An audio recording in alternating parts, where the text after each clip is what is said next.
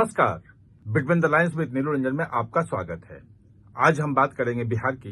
बिहार में जो विधानसभा चुनाव है उसकी, और इधर बिहार विधानसभा चुनाव के पहले बिहार में जो वोटरों का जो सघन पुनरीक्षण हो रहा है, वोटर लिस्ट नए सिरे से तैयार हो रहा है, वो बड़ा मुद्दा बन गया। पूरा का पूरा विपक्ष उसको लेके चुनाव आयोग पर हमलावर है। दोनों के बीच में जो घमासान चला, जो सुप्रीम कोर्ट में बात हुई, वो सब आपने देखा। लेकिन जहां एक और विपक्ष चुनाव आयोग से लड़ने में लगा था, सुप्रीम कोर्ट में उसे रोकने में लगा था कि कैसे रुके पुनरीक्षण, वो रुका नहीं, वो तो जारी रहा। एक दो चीजें जो हैं वो जोड़ने के लिए सुप्रीम कोर्ट ने कह दिया। लेकिन इस बीच में उधर नीतीश कुमार ने बड़ा खेल कर दिया है।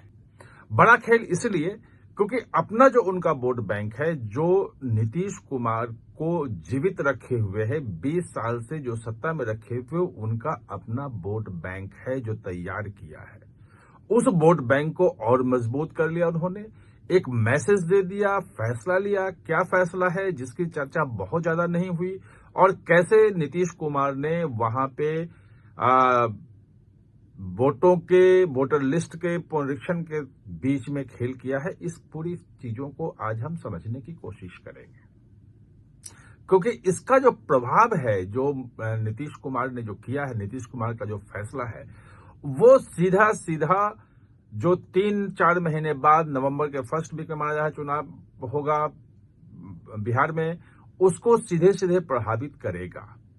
तो जो सबसे महत्वपूर्ण बात है वो ये, थोड़ा सा इस फैसले की अहमियत को समझने के लिए इसके बैकग्राउंड को समझना जरूरी है कि नीतीश कुमार 2005 में जब मुख्यमंत्री बने तब से लगातार वहां मुख्यमंत्री हैं। 2 बार उन्होंने पाला बदला, लोग इसलिए उनको ददबदलू भी कहते हैं, पलटू राम भी कहते हैं, तमाम चीजें कहते हैं, लेकिन मुख्यमंत्री पे वही रहते हैं। बाकी कभी आरजेडी उनके साथ आती है तो भी वो मुख्यमंत्री रहते हैं, और अगर बीजेपी साथ है तो भी मुख्यमंत्री वही रहते हैं। ये ताकत उनकी है, उनके वोट बैंक की ताकत है जो 20 साल से उनको बनाया हुआ है।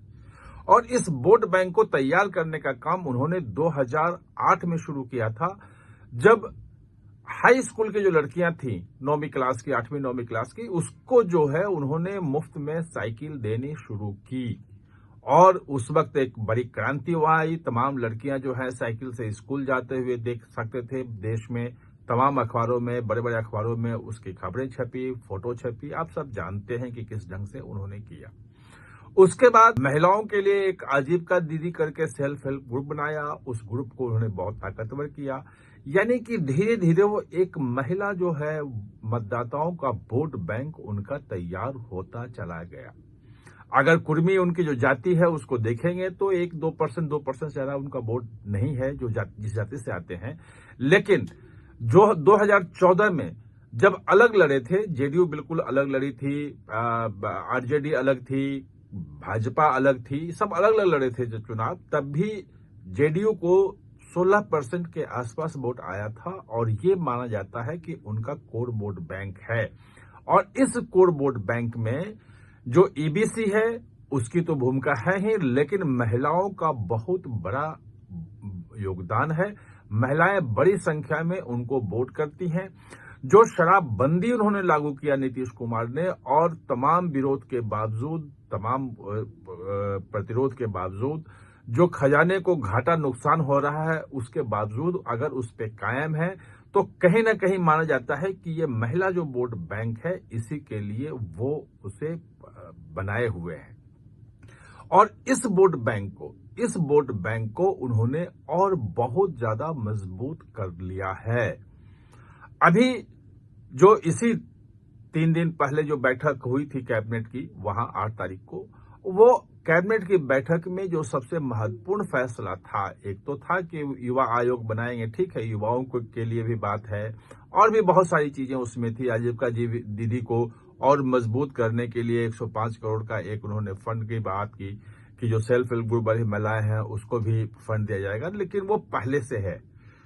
एक नई जो चाल चली जिसका इम्पैक्ट जो है देखने को मिलेगा और उनका वोट बैंक और मजबूत कर देगा, वो है महिलाओं का आरक्षण।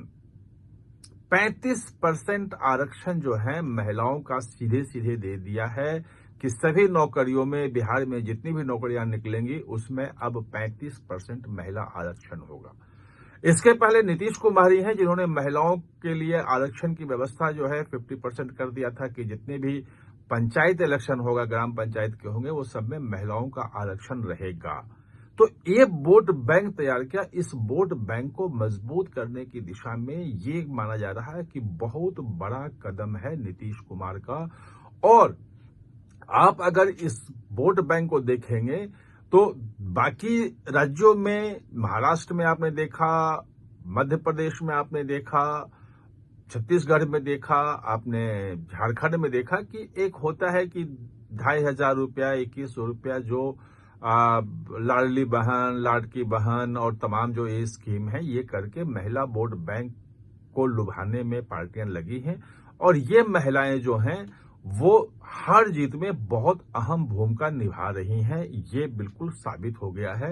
महिला जो वोटर हैं वो बहुत बड़ी संख्या में आ रही हैं सामने, और कई जगहों पे तो पुरुषों से ज्यादा महिलाओं का मत प्रतिशत होता है। ऐसे में बिहार में जो 35% आरक्षण की बात है, वहां चूंकि खजाने में उतने पैसे नहीं हैं और जो जनसंख्या है और जो स्थिति है उसको देख करके हर महीने 2-2,500 दिया जाए, इसकी बात अभी तक तो किसी ने नहीं की है, किसी पार्टी ने उठाई नहीं है। कांग्रेस ने एक आध बार बात की है, लेकिन उसको बहुत अभी नहीं लिया जा रहा है कि इसको मुद्दा बनाएगी। तो ऐसे में जो 35% आरक्षण जो नीतीश कुमार ने जो घोषणा की है, ये माना जा रहा है कि ये उनका जो वोट बैंक है, और ये जो वोट बैंक है महिलाओं का, ये सिर्फ नीतीश कुमार का ही नहीं है। आप समझिए कि नरेंद्र मोदी की जो प्रधानमंत्री की अपनी लोकप्रियता है और उनको जो वोट मिलता है, तमाम जो सर्वे की रिपोर्ट है, वो महिलाएं जो हैं वो मोदी को ज्यादा वोट करती हैं, मोदी के पक्ष में मतदान करती हैं। और जदयू और बीजेपी साथ है, सब एनडीए के पार्ट हैं। ऐसे में नीतीश ने जो इस वोट बैंक के लिए जो किया है, वो भाजपा और जदयू और पूरे एनडीए को एक बड़ा एज दे देगा, क्योंकि 50% महिलाएं हैं। और महिलाओं के बारे में ये कहा जाता है कि महिलाएं जो हैं वो जाति और धर्म से बाहर निकलकर भी वोट करती हैं। पुरुष जो जाति के आधार पर ज्यादा वोट करते हैं, धर्म के आधार पर ज्यादा वोट करते हैं, वो उनमें इन चीजों को लेकर के बंटवारा देखा जाता है, लेकिन महिलाएं इन सीमाओं से बाहर निकलकर भी वोट करती हैं। अगर ये सीमाएं थोड़ी बहुत भी टूटी, महिला वोटर थोड़ा भी एकजुट हुआ, तो बिहार के इलेक्शन का रिजल्ट आप समझ सकते हैं। विपक्ष चुनाव आयोग से लड़ने में लगा है और नीतीश इस बीच में अपना जो उनका कोर वोट बैंक है उसको और मजबूत करने में जुटे हैं। आप हमारे साथ चर्चा में जुड़े, इसके लिए बहुत बहुत धन्यवाद। और हां, चैनल को सब्सक्राइब करना न भूलें, इसका बेल आइकन दबाएं ताकि नया वीडियो कोई भी आए तो उसका नोटिफिकेशन समय पे आपको मिल जाए।